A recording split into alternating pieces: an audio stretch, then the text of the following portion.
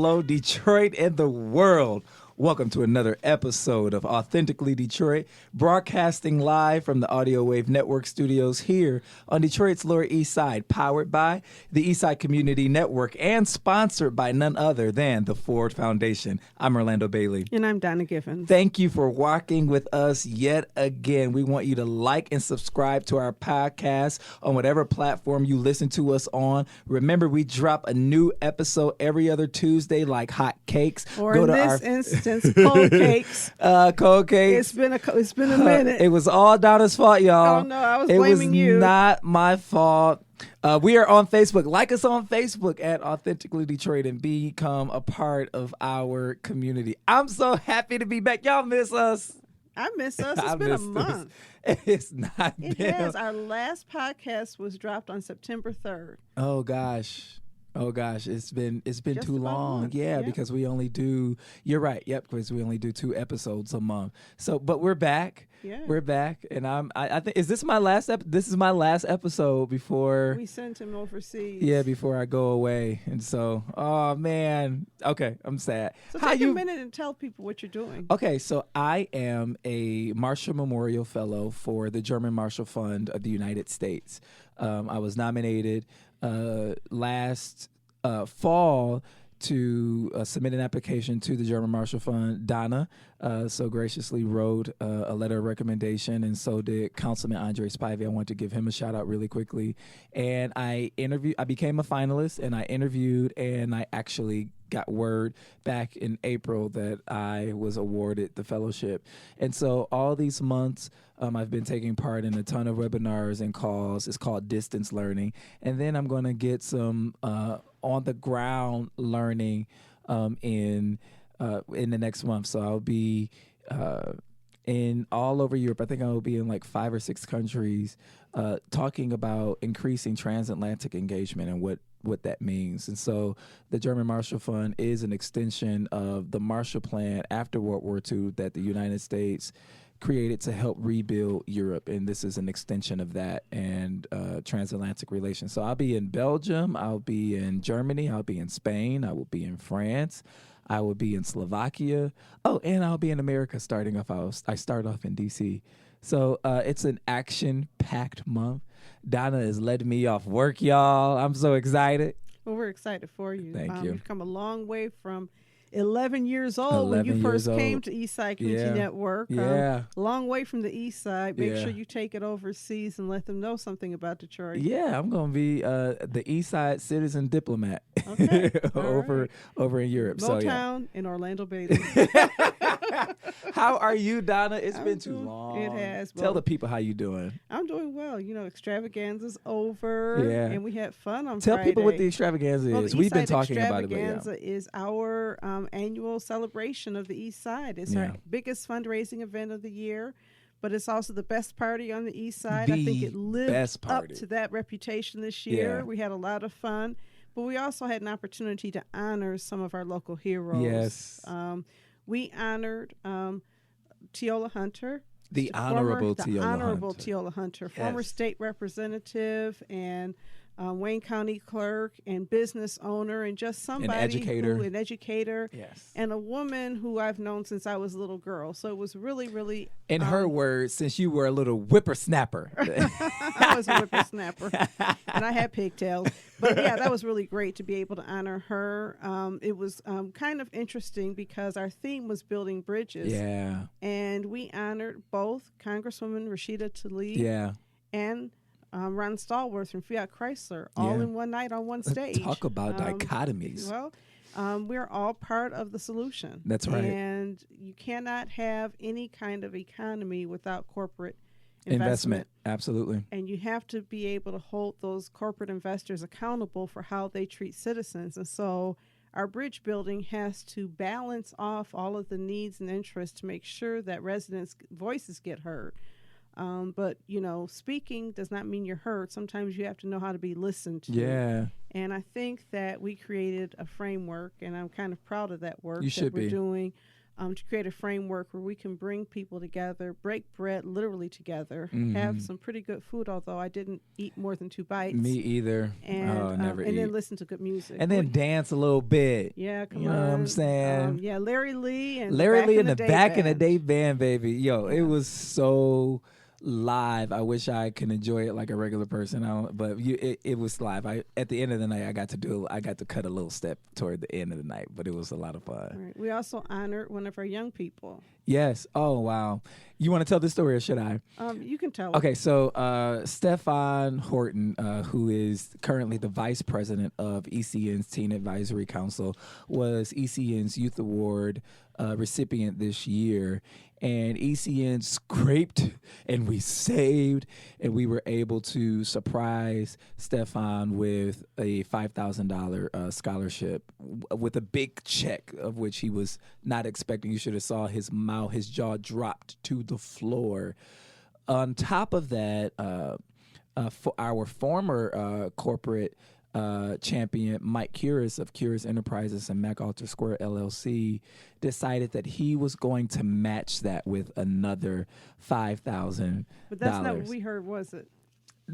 Yeah, we heard something completely different, but we were on stage, so we couldn't hear. But everybody heard that. Oh my God, this young man just got $10,000, and so we were like, okay, we thought he got like 6, but okay, he got 10. We happy that he got 10,000. We're thrilled that he got $10,000. It was a tearjerker. To sow a seed, and so that's about $5,000 more than we've ever raised for a young person with foreign scholarship dollars. And knowing the cost of college, what we decided to do was to add a new sponsorship level starting in 2020 where we're asking people to sponsor a young person for a $10,000 scholarship. Yes. That was the emotional pivot of the evening. But who else did we honor, Orlando? Oh, my gosh. And so we had Roderick Johnson, who is a dedicated ECN volunteer, who is a champion for disabled adults, as he is a disabled adult himself.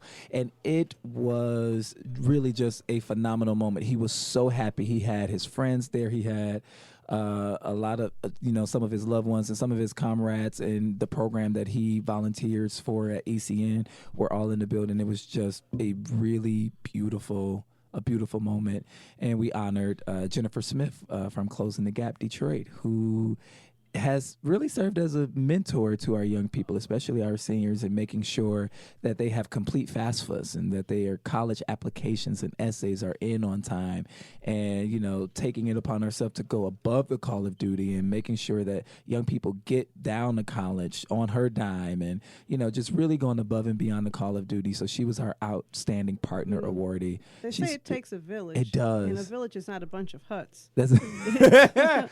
A village is the people who come together and give to these young people as if they were their own. Because the young people inside of a village belong to everybody there. That's right. And she definitely stepped up as part of a village. Just a wonderful new partner in working with young people. Yeah, amazing. And we honored Rachel Alternative as our Eastside Innovator. Well, she had an innovative concept for investing in neighborhood redevelopment and came and started a new foundation in Detroit, the Alternative Foundation, to reinvest in McDougal Hunt neighborhood, and I think that's pretty awesome. Yeah, so shout out to all of our awardees. We also honored the most outstanding on the East Side awardees, but we're going to get to those awardees later. I believe one of the award winners is here in the room with us. I think his name is JG. They call him JG, but I think his mama named him Jonathan Galloway at Audio Wave Network. We're super proud of him because our producer. Audio Wave Network is a pretty awesome concept, and I'm just proud of him for doing this work and providing the platform for our work and always doing an excellent job. And really, Orlando got up there and told a story. So we had a video we were going to unveil, and it was not quite ready to be seen. And so I told Orlando, I don't want to show this. And he said, okay, I'll say something. And he got up there and just gave a very moving story that actually opened up many pocketbooks. Yeah. We raised more money asking for donations on Friday than we've ever done. Yeah. And all I can think that could have made it almost as good as if JG had joined you on stage and talked about his experience. Because when I sit here and listen to the two of you talk about the impact of our youth program on your lives, it almost brings me to tears. people don't understand the importance of sowing a seed in young people, and you never know how that seed will grow and what's going to happen. I doubt when you were a little kid, you knew that you were going to be doing Audio Wave with Network. Did you, JG? Not at all. But like YOE, like you said, it was kind of that first job, that first experience with everything as far as social impact, like volunteering. It was my first volunteering experience through YOE. Like everything, I grew up in YOE, so it was just like I learned all of those moments, you know. And who would have thought? JG is a teacher by day, y'all. Right. Yeah, it's crazy. That's crazy. Lord, pray for them kids, y'all. Right. Pray for me. And it's Monday, so he's tired. Man. So we also are joined by Richard Ackerman. We call him Pretty Ricky on ECN. Pretty Ricky, what are your thoughts about the evening? He's our Director of Climate Resiliency at Eastside Community Network. Welcome, Ricky. It's good to be here. Tell us about your thoughts on the Eastside Extravaganza. You know, it's always just great to see all of our East Side assembled, coming together, and actually hear about all the stuff that ECN does, because I don't even get to hear about the youth programs and a lot of that on a daily basis. So it's just good to see what those people are doing and seeing them awarded for their good work. Yeah. And it's fun. Isn't it fun? Yeah. That's the most thing. You know, you want to do a lot of things. You want to educate people and let people know what you're doing. You want to bring people together. You definitely want to make money. But you also want to make it fun to be on the East Side.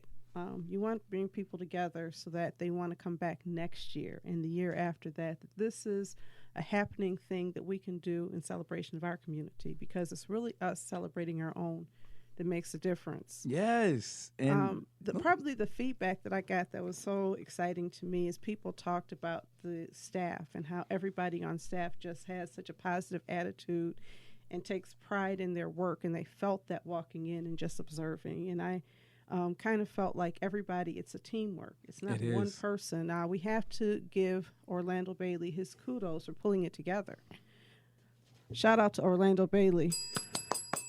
Because, Orlando, you did your thing. But it was really everybody doing their thing. It was right. Savannah pulling together the silent auction. Shout out to Savannah Brewer. We had more silent auction gifts than we've ever had. And like generated 50 items. 54. 54. And, you know, just not just doing it, but when you see people doing it with joy and with love and taking pride and working because they care about the issues. We have a great team. Yeah, we do. And great teams are winning teams. So I was excited. And did y'all like really my poem? My poem the night before the extravaganza. Yeah, I mean, not only did you send us a poem, but Orlando, my favorite thing is Orlando sent me a prayer the morning of the Eastside Extravaganza. I felt like she needed prayer because I knew I needed it. Well, so I'm like, when somebody says they feel like you need prayer, I don't know if that's a compliment. I was like taking it really well till I found out. No, it's good. I'm just joking. All right, guys. It's time for Fresh Off the Press news that we are thinking about. This is our commentary on news items relevant to the city of Detroit. If you have news items that you want us to cover, send them to authenticallydetroit@gmail.com or hit us up on our socials at Authentically Detroit. Donna, Fresh Off the Press. The risky lure of Rashida Tlaib's angry T-shirt.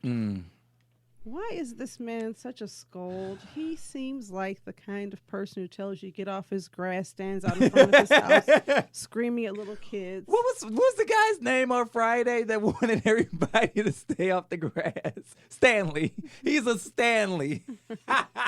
I just was like, are you kidding me? You know, every time I look up his articles, half the time there's some strange social commentary from, you know, somebody who seems so out of touch from where we are. We have a president who is accused of working with a foreign government to try to interfere with an election. And we're talking about don't be mean to him or rise above all of this. You have to be willing to fight for some things. And what the T-shirt is a call to arms. It's funny because she made a comment that was not meant to go viral and somehow went viral. And she's sort of taking advantage of that comment to raise a little money for her campaign. And I don't blame her. I just feel as though we spend so much time tone policing people who have justifiable anger that we forget about the objects of that anger. He's more concerned with whether or not she's polite than the fact that we are at a constitutional crisis in our nation, and we're reminded every single day. Some of us handle it differently than others. Some people can walk around with a smile on their face, but you know what? I'm going to get my own T-shirt that says "Impeach the MF," because, quite frankly, sometimes I watch the news and I'm in shock. And so, guys, we are referring to an article written by Mitch Albom in the Detroit Free Press. You want to know, one of the things that I would just infer in this conversation is that I just cannot see it for a white apologist for civility in cases like this. I think that was his overall tone, citing Michelle Obama's infamous quote that Hillary Clinton tried to use to win the election, and it failed miserably around "when they go low, we go high." It worked for Michelle Obama, but Michelle Obama wasn't running for president. I think that when you are in a position of defense, if there is a foot on your neck squeezing the life out of you, you don't have time to be civil. And this man has a foothold on the democratic process and the Constitution of the United States, and we're supposed to remain nice. And hats off to Nancy Caffer. Yeah. For her own column. Did you see her column? No, I didn't see Nancy's Her column said, you know what, she has the right to be angry. She wrote it in the Detroit Free Press. Nice. And I think that came out on Friday or maybe Saturday. Nice. I think that it also matters who is pushing this issue of civility or of reason and of being nice. And when it comes from powerful white men who want to tell people of color, this is how you're supposed to behave and this is how you're supposed to speak, I have a real problem with that. Yeah, I was tone policed earlier today. I told you about that. But I'm going to read a line. Yeah, please. You are what you allow yourself to become. And when elected officials like to lead, take to selling MF to make a point, and we celebrate that, we become more and more like the very administration that is being protested. Are we protesting this administration for using foul language? Is that what this impeachment is all about? To use foul language? No, that's not what this impeachment inquiry is about. You have a whistleblower whose life was literally threatened last week. And I don't think Tlaib has threatened anybody's life. I don't think so. I don't think that she's conspired with foreign governments. I don't think she's done that either. I don't think that she has obstructed justice. Now, when you do those things, not the style, but the content of your behavior is what we should be policing. And Rashida Tlaib has a personality that is not unlike our late great Coleman Young, who loved to throw his MFs at every situation, and people accepted it. Ask Bill Bonds. So part of it is that she is a woman of color. Part of it is that she is a woman, and part of it is that the establishment doesn't like when people push back against their norms. It is okay for Trump to say anything. And I mean, the many, many things he's been accused of are so significant that it's shocking to me that her behavior is in any way contrasted. The false equivalencies are a real thing. Yeah, it's really sad. Ricky, do you have anything to add to this? No, I think that's right on point. And I think the other scary thing to people on the opposite side of her is that it's an inspiring message to people that's going to get them out to vote in the next election. And some people don't want to see that. Yeah. Yeah, it was something. Fresh off the press, Kanye West has 2 sold-out events in the city of Detroit, one at the Aretha and one at the Fox Theater. Multiple sources are reporting about Kanye West's takeover of Detroit on Friday. In fact, our Eastside extravaganza was on Friday. I was getting last-minute text messages from folks saying, "Oh, I'm not going to make it because I'm at the Kanye." Like, people ditched us to go and see Kanye. What's interesting about this story is not, for me, this story makes a lot of sense. What Kanye is doing makes sense. In terms of debuting his first gospel album in the city of Detroit, one of the pillars of gospel music in our country. we have to begin to think about what gospel music would be and where it would be had it not been for Detroit, had it not been for the Winans, had it not been for the Clark sisters, had it not been for Fred Hammond. You know, I can name a litany of artists who have come out of Detroit that have made the gospel industry what it is. And so I thought it was a cool homage to the city of Detroit for Kanye to debut his gospel album at the Fox Theater on Friday. But what has a lot of people upset, especially my brothers and sisters in the Christian faith, is that Kanye is doing a Christian gospel album. People are upset about that. People don't agree with that. So I'm just gonna leave that right there. What do you think about that, Donna? Well, I mean, he has the right to make whatever kind of music he wants to make. It was a free concert. Yeah, totally. Both of them were totally free. And people have the right to be inspired by who they want to be inspired by.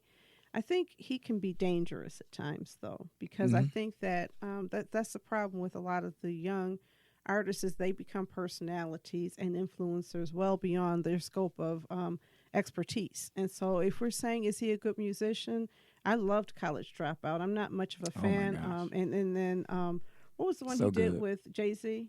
Watch the Throne. What? I loved Watch the Throne. Okay, Donna, let me find out. I did. I used to listen to it, you know. I write my verses in cursive. I mean, you know, some of those lines were just She just gave us a line for Watch the Throne. No, I just loved it. And I think that, you know, it's important to understand that sometimes people are gifted. And now we are, you know, treated to the whole personality of these celebrities. And a lot of them have really problematic personalities. Yeah. And when you look at a lot of artists, a lot of geniuses have some mental health or some personality disorder kind of things creeping in. There's something about a person who decides they're going to be an international star and the ego of a person. So Kanye has always had that. I mean, the first time he was on the Grammys, wasn't he Jesus? Wasn't he Jesus floating walks. across Yep. the stage as Jesus? Performing Jesus walks. And we loved that. And, you know, then didn't he call himself Jesus? So this is all part of the development. And all I can say is that he's a good entertainer. Sometimes he can be a great entertainer, and he's not somebody who I would ever emulate for anything else. And I don't think he's proclaiming to be... I think in this latest iteration of Kanye, because there are many iterations of Kanye West, he has almost strayed away from what he would do normally, and he's not saying a whole lot. He's just producing and making what I think is fabulous music. Like the musicianship in these gospel concerts is absolutely stellar. But he will. Yeah. You know he will. Well, we know he will, but we'll see. I mean, we'll see. He hasn't. Can't. Okay. He of most faith, great faith. You go on with your great faith. I know he's I am going not to an say apologist for something. Kanye West. Trust me. But I'm just not. saying, but he is. But he you know. can't stop himself. Yeah. He's just an obnoxious person who's a gifted musician. And I think that can exist at the same time. And I don't have to get mad at his fans, and I don't even have to get mad at him for making gospel music because, you know, if you believe in God, God calls many people, and you don't get to choose who has a calling either. And so, you know, it's not just, you don't go to school to get a calling. You get a calling, and then you go to school. Get a calling, right. And some people never go to school. So I just think that let's not take it too seriously. Let's not stomp on people's faith. Let's People enjoy get the music. Inspired. We have such a we are living in difficult times. We just got talking about impeach the MF T-shirts. If I can pray with Kanye, maybe that'll calm it down. I mean, we're in difficult times right now. Yeah. And so I will take him at his word that he's inspired. I will never go to his church. And I don't even know if I'm going to listen to this album because I am personally offended by a lot of what he said and done. Yeah. But if other people are inspired, I don't have a problem with it. All right. Donna, fresh off the press. Well, Detroit City Council aims to address big issues facing Detroiters with people's bills. So the Detroit Free Press is reporting that. This is Detroit Kat Stafford. Yes, she's reporting in the Free Press today. This is brand new legislation that includes a water affordability plan, the regulation of the use of surveillance technology, and requiring more Detroiters to be hired on construction projects. over the past year, there have been a number of people's bills that have been adopted by City Council, and they don't necessarily get as much recognition as they should. But I think that our City Council is trying to address, our city is trying to address a lot of the issues that have been raised by residents in Detroit. This is really a progressive slate sponsored by City Council President Pro Tem Mary Sheffield that is, in many respects, also counters or has an answer to the way that Mayor Duggan has been doing things. And I'm wondering if this is going to have any kind of, number one, pushback from the administration, but will it even pass in City Council some of this legislation? I'm wondering if people are willing to, be this progressive and pass some of these people's bills. I mean, there were about 12,000. Let's look at in context. Lori Lightfoot put a moratorium on all water shutoffs. Mm-hmm. There are about 12,000 people who had their water shut off so far. And so I think that there's a growing consensus that we don't want people living without water. Mm-hmm. How we get there is a question. And I think that if that ordinance is passed, it gives certainly the DWSD the legal cover to move forward with enforcing that water affordability plan. I know that there are some concerns about the constitutional viability of that. And but that puts the ball in the hands of the court, because if City Council takes that up, then it's no longer the DWSD violating, I think, is it BOLT? Is the BOLT legislation. It's no longer the Detroit Water and Sewage Department. It is the city, as decided on by the City Council. So I think certain things should happen at that level, including the use of surveillance technology. Yeah. And in terms of stiffening the penalties on Detroiters hired on construction projects. Yeah, it's a good one. I think that we have got to figure out why we can't get more people into construction jobs. Right now, there is an overall shortage of labor in construction in the city of Detroit. And so I think it's popular for us to complain about that. I have a friend who has a design built business, and she is desperate for construction workers. Now, my take on it is that the immigration crackdown has created a major shortage, because you had a lot of Mexican labor coming here and building in our communities. And when we sent them home, or they're afraid to work, it's hard to get people trained and ready to work in some of these jobs that require a high level of skill. And how expensive is it to become? Because I know construction workers who ain't certified or licensed, but they know how to do construction. And so how expensive, and what are the barriers toward going legit to be able to get in on some of these contractual obligations happening here in the city? Well, you have to work with the Detroit Employment Solutions Corporation, right? So they will provide free training. The challenge is getting people to show up for the training, getting people to complete the training, and then historically, now before I started working at ECN, I worked for the Youth Development Commission, and I worked with a lot of young adults who were trying to get into the construction field. And the problem then was that you might be trained, and you might have a job paying $25 an hour for 3 weeks, and then go for 2 months without work. Yeah. And so it's not the dollars per hour, it's the consistency of work. So there are some ways that I think we have to work on the back end to retool our system, so that when we enforce these penalties, or when we have these things, we're talking about real stuff. Because Ricky, you and I are working on a project, and we were told that the cost of construction had gone up by 1/3, right? Yes. What did they say? So it was a green stormwater infrastructure project for our building, and after evaluating things halfway through the design process, they saw construction costs going up. So that was going to increase our construction costs, and we had to retool the project and reduce the impact we were going to have because of those increased construction costs. So I think that you have to have more than one tool in your toolbox. Sometimes you need a hammer. Sometimes you need a screwdriver. Sometimes you need a drill. And I'm not sure what tool you need to get more Detroiters working on these construction jobs, but I don't think it's just punishment alone. I think that there has got to be a way for us to incentivize people to get into these jobs and give them good benefits, and make people aware of it. And the other thing I'm going to say is I think that we just legalized marijuana in the state of Michigan, recreational marijuana. Yeah. If we stopped drug testing before we trained people, and if we stopped drug testing before we hired people, you might see a huge increase in labor availability because recreational marijuana use is a thing. You want to know something that's really interesting to me is I find it interesting that a lot of entry-level positions require folks to get drug tests, and I'm in different rooms and in different circles all of the time, and there are people who are high up in corporate institutions and in organizations who get high every other day. Without fear of having to, get drug tested. And so I'm wondering if something like that is intentional, right? You know what I mean? Of course. Yeah. Of course. I mean, if you look at how the arrests are done, if you look at how the surveillance is done and prosecutions, you have to understand that there's always a racial bias in enforcement of every law and policy around drugs, and there always has been. And so this isn't new.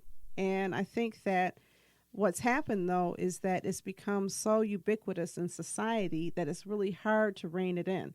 It's not just black kids who are smoking weed, and it's not just in the city of Detroit. There was an article in the paper a couple years ago that they were having trouble hiring people in the UP, in mid-Michigan, all over the state of Michigan. There were a lot of jobs that weren't being filled. And so I certainly don't think people should be able to show up at the workplace intoxicated or high. with drugs or alcohol or, anything. So I think that that's the real question is, are you sober when you're working? And do you stay sober while you're working? And if both of those things are true, it might be a good thing to relax that so we can put more Detroiters to work. We got time for one more fresh off the press. Donna, which one do you want to cover? You want to cover the state rep's Detroit home mysteriously torn down? I think that's the only one I see here. All right, let's go for it. Okay. Oh, I see. We missed one. Yeah. So the state rep's Detroit home mysteriously torn down, and officials don't know why. This was reported also by CAT staff at the Detroit Free Press. It's a big hole in the ground. It's a big hole in the ground, and it's under investigation. I actually almost witnessed this happening a few years ago. Really? Yes, I was sitting in the Detroit City Council offices, and a woman came in to meet with somebody at City Council. That's when I realized that people go to the City Council offices and they think that's like the ombudsman's office. So they went there because their home had been tagged for demolition, and it was really supposed to be the home next door. But somehow they put a tag on the wrong home, and that she had to go through all kinds of rigmarole to get the home released from that. And so all I can guess is somebody had a bad address. It's a system that made an error. It's a system error. Her home was torn down, and there's literally nobody who wants to admit to tearing down an entire home. And certainly so not nuts. one that is owned by a state rep. A state representative. Oh my gosh. So it's a terrible thing, It is. Especially because she wanted to use that home for a socially good purpose. Absolutely. And it raised it was in the philanthropic process dollars. of renovating Right. it. Yeah. So she's going to need a new home, and I expect she'll have a new home soon. Somebody better figure that out. Somebody will figure that out, and the company that tore it down, they know who it is. They know who did it. The company does, even if nobody else does. If you tore down that home and you watch the news today, you might be know like, who the contractor was. Who? Adamo. Oh, yes. Okay. Oh, that's who the contractor was. So Adamo's going to have to, maybe build her a new home right there. That's even better. She's got the She land. gets a new home out of the deal, and I'm Right. sure she won't be short on philanthropic donations to finish it up. All right. If you have any stories for our Fresh Off the Press segment, you remember you can always send them to us at authenticallydetroit@gmail.com. In our thematic discussion this week, we are talking about the term sustainability. We have two special guests in the building. You've already met our Director of Climate Resiliency. Did I get it right? Yeah. Richard Ackerman, a.k.a. Pretty Ricky. And we also have Joel Harris, who is the Director of Sustainability for the City of Detroit through the Mayor's Office here. to talk about sustainability. Welcome to the show, Joel. Welcome to Authentically Detroit. Yes. Thanks so much. Thanks for having me. We're so happy to have you. Yes, we are. We're so happy to have you. My mic on? Yes. Okay, great. Yep, we can hear you. We can hear you. Excellent. So, Joe, we are really interested to hear from you, not only just about the great work that you're doing with the city and some of the coalitions and tables that you've been able to curate and have been a part of, but we really want to just hear first from you your vantage point on the term sustainability. It's a term that is becoming more and more common that a lot of people are using, and I'm really big on language. And so I want to hear from you. What does that mean to you? What does sustainability mean to you?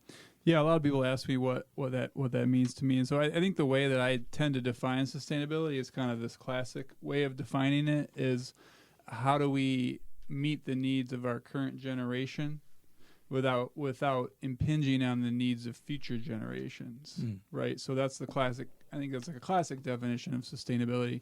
But then really I think another second part of the definition is by focusing on environmental challenges, by focusing on equity, on social challenges, and then by focusing on economic challenges. So I think having that holistic viewpoint where we're not having to trade off or trade off benefits in one area for losses in another area, if that makes sense. We're trying to balance all of those benefits for the community. Right. Now, there are some people who will say that you cannot have sustainability without equity. That equity has to be banked in. That's not sustainable if one group is overrepresented and his needs are met and another group is not. What do you think about that? Yeah, I would agree. To me, equity is a core principle of sustainability. So I always say the 3 E's. So environment, equity, economy. Right. The 3 E's, we need to be paying attention to those 3 aspects of sustainability. So if we're creating a more environmentally sustainable future where there's no zero emissions or whatever, it's not fair that people who have money can afford to put solar panels on their house and afford to buy an electric vehicle, whereas people in poverty cannot afford those things and probably frankly are suffering the impacts of environmental degradation, such as pollution and other things like that. Well, definitely are, right? Definitely are. The zip codes 48213, 14, and 15. I don't know if you read the report that we have a higher level of asthma hospitalizations in those 3 zip code areas than anywhere else in the city. Yep. And that becomes an equity issue. There's a term that I learned a couple years ago, and it just really caught me. And I love it, and I use it all the time related to sustainability, and that's inclusive social well-being.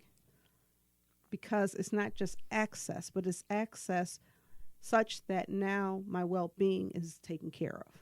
I like it.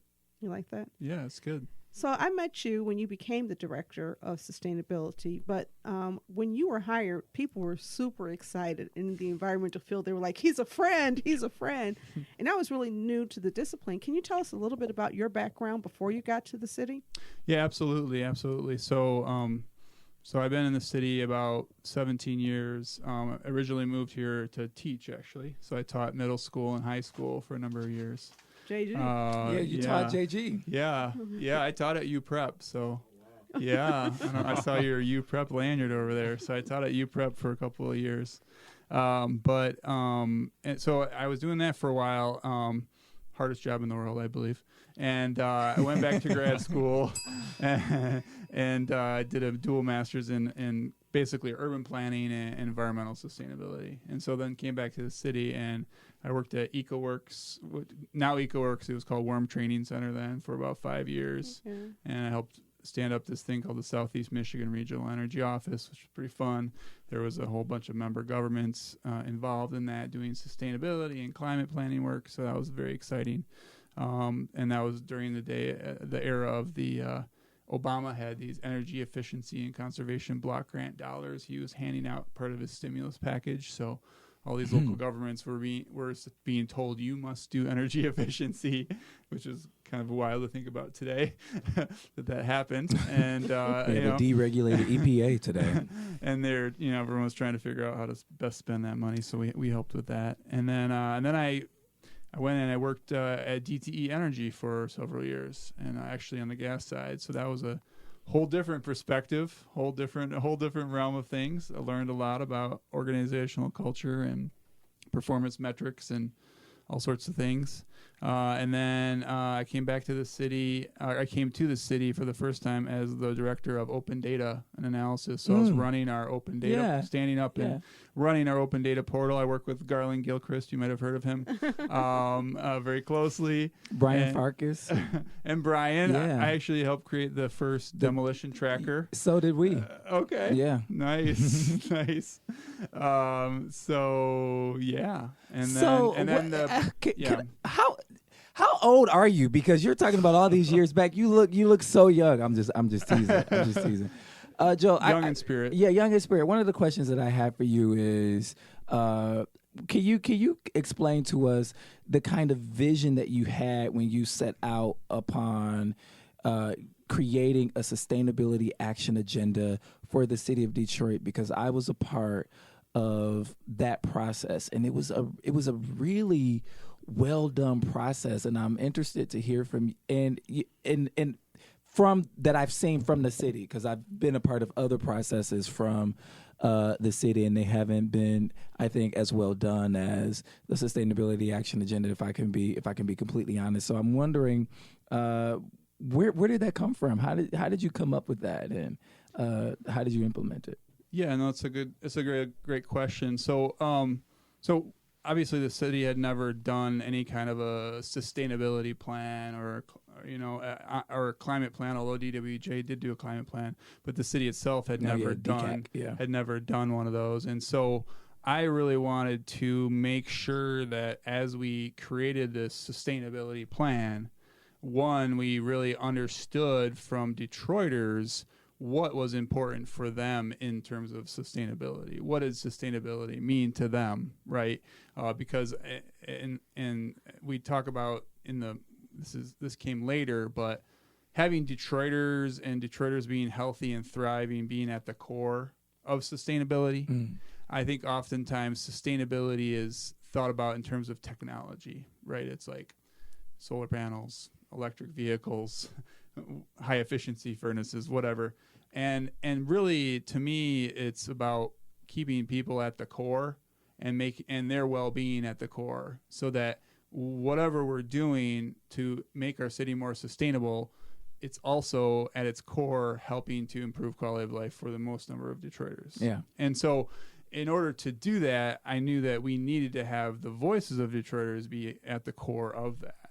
And so I set a goal that I kind of pulled out of thin air, but I said I wanted to try to touch at least 7,000 Detroiters, which is about 1%, right? Through this process. We came close. We were about over 6,800. So that was great. And we did it through a variety of means. We had some sustainability ambassadors who were going out in the community, talking to folks. We had 14 of those. That was very cool. We did a survey. We had town halls. We had focus groups. We had workshops. And one thing I was really key on was tracking demographics of the folks we talked to the extent possible. Not always possible, but to the extent possible, because you can't know is your instrument representative if you're not actually tracking that. Down is big on that.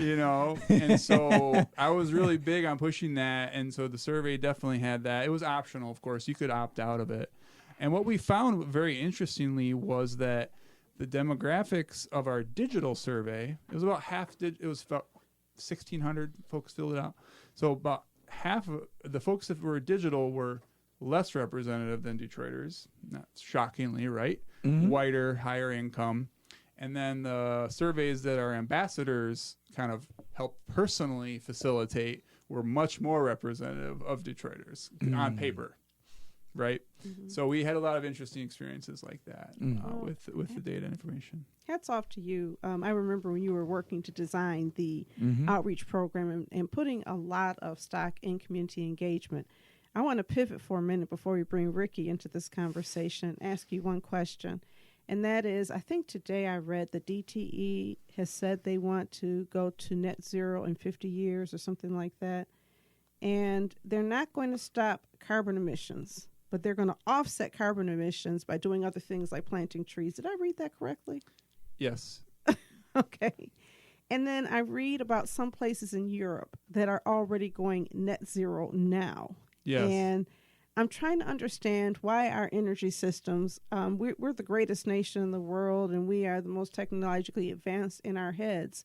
And yet you see some of our European sisters and brothers. Orlando will be able to bring back some of this information when he comes back in November. I'm going to quiz you. Seriously. I need you to come back with this knowledge. But why is it that we're behind? Good question. I think So DTE and consumers are regulated utilities, right? It's regulated by the Michigan Public Service Commission, and I think that they have an older model of how to run their utility, and I think that the new regime of renewables and distributed generation is challenging for that model. Yeah. So I think that's the simple truth of it. I think it would definitely create some economic shifts if the people who produce the kinds of things and sell the kinds of things that DTE purchases. And these are companies that make a lot of money also. Absolutely. And so they're regulated, but they make a lot of money, and they're not probably regulated well enough in the eyes of some people. We pay more through DTE service and have slower repairs than just about anywhere.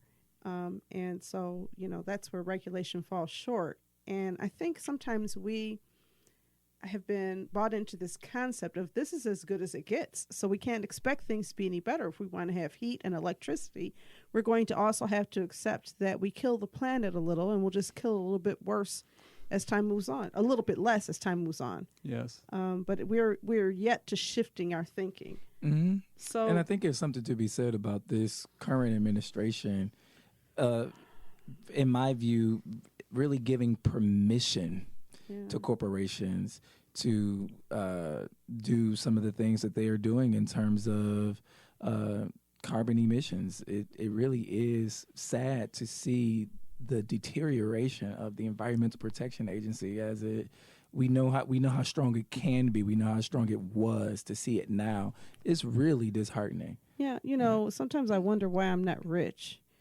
And then I see what rich people do in America, and I realize, that's why. Because I'd be like, you know what? Let's move to renewable energy. And the board would fire me because the shareholders wouldn't make their money.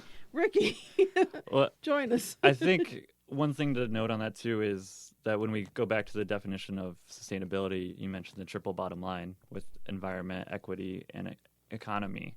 And our regulations really favor economy over those other two. So we're at a point in history where we're starting to talk about all three in a more holistic way, but in reality we don't really value them the same. So economy is still winning out when we're actually making decisions, and we need to work to create regulations that bring up those other two. Yeah, in school, sorry to interrupt. In grad school, I was a student of environmental economics, and they often talk about externalities, aka externalizing things we don't want to pay for, right? So pollution is often externalized. And if you put a cost on that, then the calculus becomes different. But we've been very reticent in this country to put a cost on pollution or put a cost on carbon, which would really change the calculus. So Ricky, how is that impacting us on the east side of Detroit? I mentioned asthma rates. What else is going on? Do we go into specifics? Yeah, give us some specifics. So I think how it impacts us is that when a corporation comes along and wants to develop like FCA, that we're looking at it from a job creation standpoint. And that's it. This is the economic value piece that you just mentioned. Yeah. And so makes sense. we say like, okay, well, again, the environment can take another one for the team because we need these jobs. So we're really valuing economic health over both like people's health and the environmental health. And so we're not making decisions that really value those externalities like Joel was talking about from an economic standpoint, because those calculations don't work in our capitalistic framework. And it just makes it so crazy to me, because this is supposed to be the best system, and capitalism is supposed to be sort of like Donna, this self-cleansing system where what is she talking about? Well, I'm just saying that, there's this we worship at the altar of capitalism. Like capitalism will solve everything. I actually heard somebody who was high up in the city, this is years ago, he doesn't work in the city anymore, saying that Jesus was a capitalist, and I'm not lying. And I was like, I'm going to have to go back and read the Bible. I'm so confused. So what chapter, what verse? I think that the whole thing is that is what government is for. Government exists, in my opinion, to create regulations to protect the health and well-being of people, or it should exist for that. And it feels like it's shifted. And government exists to facilitate corporate growth. And then that corporate growth is going to trickle down. And so it we never, used to have trickle-down economics. Now we have trickle-down benefits of all stripes, where if you bring a corporation in, they will do things in this way. And I think we need to strengthen regulation a little bit. Yeah, and what are your thoughts? I think there's a myth around that where we kind of, in some circles, they say like corporations will do what's right, and that they're gonna like naturally start to progress. Who said that? Corporations? I mean, didn't Jamie Dimon just get quoted saying that we've stopped making decisions based on our shareholder needs and we're now looking at other things? But yeah, so there's things like that out there, and I think if you look at the history of corporate responsibility, we had to create child welfare laws and stuff to prevent child labor force, stuff for workers' rights for the 40-hour work week and 5-day work week. Yeah. So it's like the corporations have never acted on their own without government regulation. So, in the U.S. My son visited. He went on a sustainability, summer work thing for U of M's Ross School of Business, and he came back and he said in Costa Rica, businesses actually don't just use profit as the bottom line. They actually look at other factors. Have you known that or heard that that's true in other nations? I mean, I kind of think it's more about the regulatory framework. I don't necessarily believe in altruism, but yeah.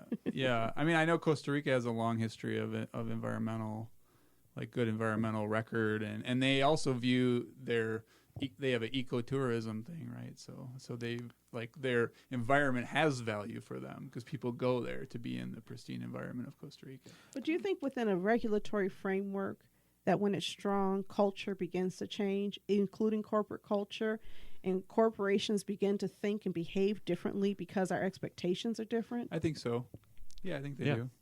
And I think you'll see when you create those regulations, you see a drive for innovation, because once companies have to deal with something, they're going to start to think of better ways to deal with it. And I think too, the trickle down piece, what has trickled down historically from this kind of investment that doesn't take into account the environment, is that we have learned to accept really harmful environmental practices as it being what it is. Like I didn't used to like allergies, something as simple as allergies. I would remember Donna. I was like, I'm sick. Or Donna was like, Orlando, you have allergies. But it's like when I'm used to feeling that way, I'm used to having a full-on cold. And this, I didn't have allergies growing up. I didn't struggle with allergies. And all of a sudden, at 28, 29, I have like this bout with allergies, people struggling with asthma. I woke up the other day and I screenshot my phone, the weather app. It said unhealthy air quality on the weather app. And so we continue to say we can, chalk this up to the environment and the environment can take it. But the people within the environment cannot take it. We are not.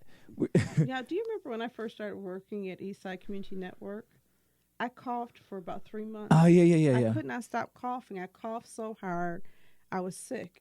And so I started using this, what is it? One of the allergy medicines. Yeah, the Flonase. The Flonase. Because you and the turned me Flonase, I on was that. like, use Flonase, Orlando. That's the only thing that's stopping me from coughing. And I never had that issue before. And so I can't help but think, I've heard other people say they move into the area. And one of the challenges is we all experience our respiratory or other types of illnesses very individually. People aren't like comparing notes and saying, hey, wait a minute, I have this, do you have that? Maybe it's in the air. In fact, we don't even monitor air quality on the Lower East Side the way they do in Southwest Detroit. Yep.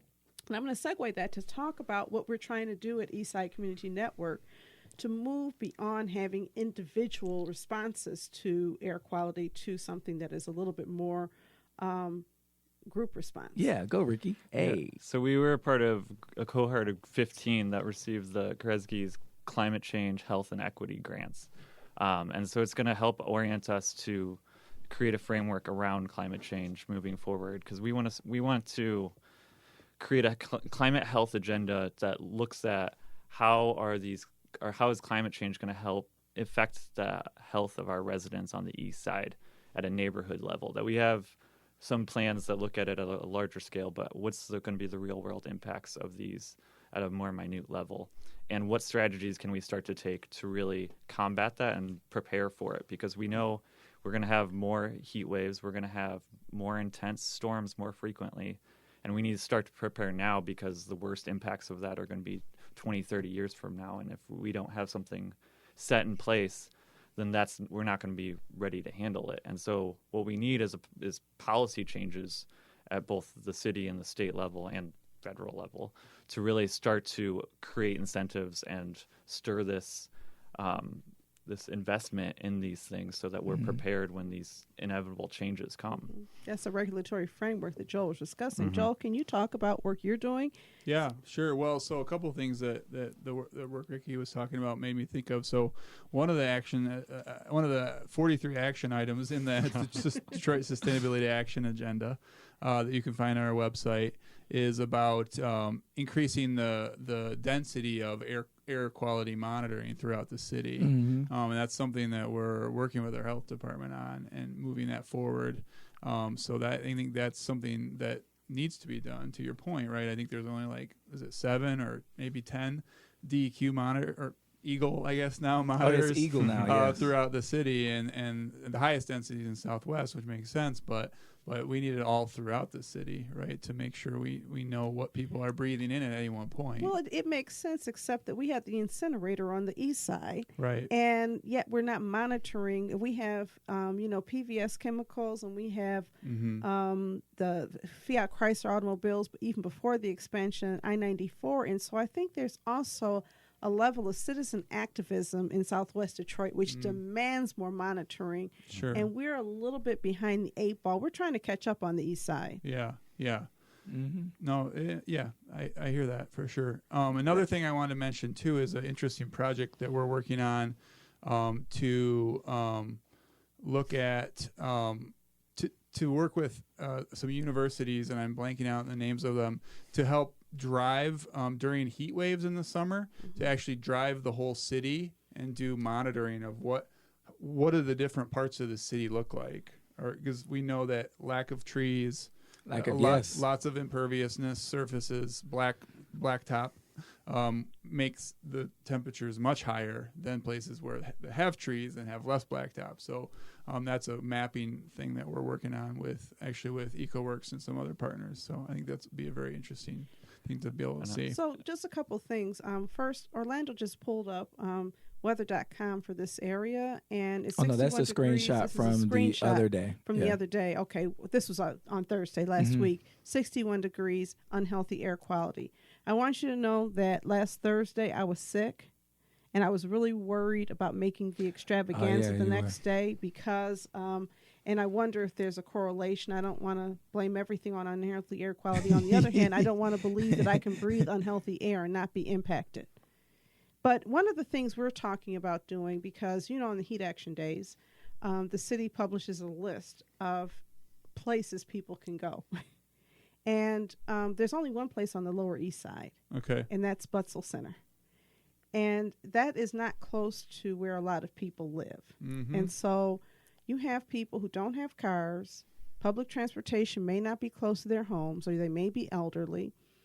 They don't have air conditioning or air filters or any way to protect their air quality, and they don't have trees near their homes, so they're burning up. And so one of the things we're trying to explore is a construct of resiliency hubs that are naturally occurring, so that church becomes a resiliency hub. And how can we equip various buildings in our community with the resources necessary to withstand a blackout, a heat wave, a cold wave, or whatever kind of extreme weather event we might have? Is that something that is of interest, do you think, for your initiative, for your work? Yeah, absolutely. I think I'm familiar with the concept of resiliency hubs, and I like them. I think they make a lot of intuitive sense, right? Because people don't trust government for the most part, and they do trust certain institutions in their community. And people can't get to government. We don't have a single City of Detroit rec center in District 4. And a large portion of what we serve is District 4. And so part of it is that government has not invested equally in every neighborhood. Yeah. Yep, I hear that. So I think the idea of resiliency hubs is absolutely, yeah. I have a question real quickly before we move on. Doesn't the city receive emergency preparedness funding from FEMA? Is that the case? we do, and we're actually, another related thing that we are working on is we're every I think it's 5 years, we have to do a hazards mitigation plan, basically preparing for potential disasters that may happen and getting all our ducks in a row for that.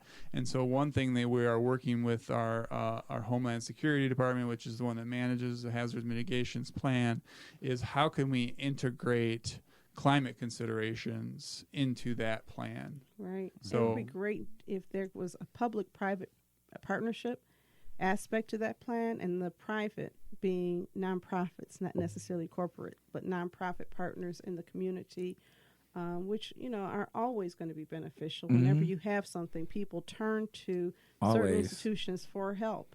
That's when right. we had the big DTE blackout, Orlando was a one-man emergency wagon. He was driving water to people and making sure people got taken care of.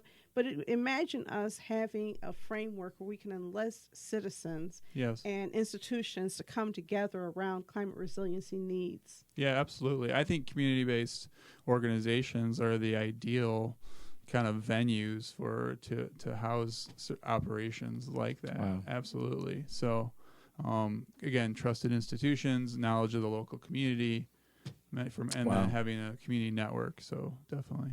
Wow. Go ahead, Ricky.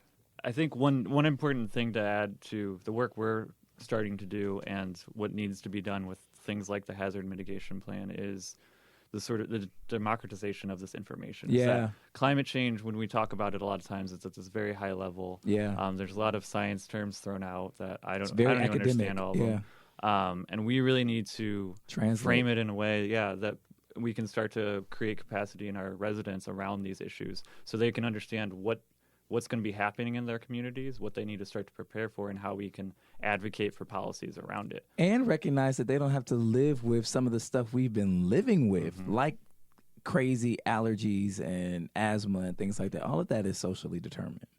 Yeah. So I think that that's important. I think that the language is important. I think that engaging people and making sure that people even understand that they're interested. Like if you ask people about environmental justice, a lot of people don't think they care because they don't even know how it impacts them. So sometimes we have to also build awareness and enthusiasm for the topic. You have a meeting and you say, we're going to talk about climate health. A lot of people, think that's for green folks. Or I even hear people pushing back on the squad and on Congresswoman Tlaib saying, well, she's focused on things that aren't part of her district needs. She's focused on the environment. And it's like, that is the most ignorant thing you can imagine somebody saying.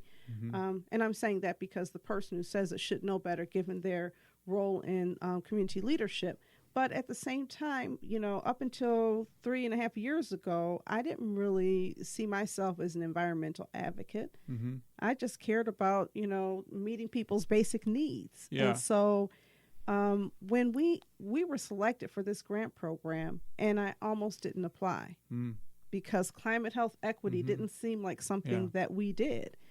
And all of a sudden the light bulb went off. Wait a minute, that's what we do. We care about that, and we can do that. And I imagine there's other people like me who just need somebody to help point them in the right direction, and then they can take off. Yeah, and that's part of the reason why I decided when we embarked on our first strategic plan, I ended up doing it around sustainability, because I feel like climate is seen as wonkier and not necessarily as approachable. I mean, sustainability could be seen as wonky and not approachable as well. I didn't understand sustainability either. yeah. Sustainable funding. I mean, well, that's why we talk about. That's why I started with the term. Like, let's Right. ground our discussion in what this term That's why I like to talk means. about, healthy, thriving people. Thriving. I like that, affordable, yeah. quality homes, Right. clean and connected neighborhoods, and equitable green city. Those are kind of the broader outcomes that people, I think, it's a little bit more understandable than sustainability. Yeah. But we can also just invite people in, connect people, have a hook to bring them in, and then introduce them to the terminology so that they can participate in national conversations and they can know what the Green New Deal is and all of these things that are happening. I think in some southern cities, I've been doing some research on who are the African-American climate justice, environmental justice leaders, and a lot of them are located in the South. I think it's interesting that a lot of us in cities have lost some of those connections, and so we have some really, now there is a professor at U of M at the C School. Tony Reams? Yes. Is that who you're talking about? Yes. No, that's not who I'm talking about. But I don't remember her name. Darcetta Taylor. Oh, Yes, Darcetta Taylor. I was going to say. And she actually wrote 17 Principles of Environmental Justice. She's a published author. And I really want to bring her to the city and let her, because she is one of the mothers of environmental justice movement from what I've been reading. Do you know her? I know her work well because I went to C's just a few years ago. Yeah. But Go Blue. What are your thoughts about her work? I think it's really important, and I think she really looks at the makeup of environmental organizations at a national scale and how it's not representative of our population. And it's really important to be including all those voices in these discussions. And I think to go back to something a little earlier, and I think you might have said this to me at some point, is sometimes when we're talking about these things, we pretend like people aren't going to understand it, like that Detroiters can't understand it. Right. But people are smart enough to get it, care about it, and act on it. And we have to start to orient ourselves that way. And I know that especially happens in environmental silos, and some of that is because we don't have proper representation in the environmental movement. I mean, Black people invented rap. Black people invented spoken word. If we love nothing else, we love language. We will take a word, make it, stretch it out, make it mean something else. Black people love language. And there is this kind of myth that there is a lack of love for language. Give people some terminology and they'll run, okay? That's just my experience. And so I think that we want to bring people in at a level that they can connect and then bring them up to the level where they can really lead. Yeah. And part of that is being willing to share not just the language, but the concepts and having faith in people. That's going to be my theme for this year. So we only got a couple more. For 2020. 2020. It's just having faith in our people. Like, we have to believe in people. And that means trusting that people will rise to the occasion, but you've got to give them the tools. Amen. So you've got some tools. And you've got some more things, and we definitely want people to know more about the Climate Action Plan. So can you share some more?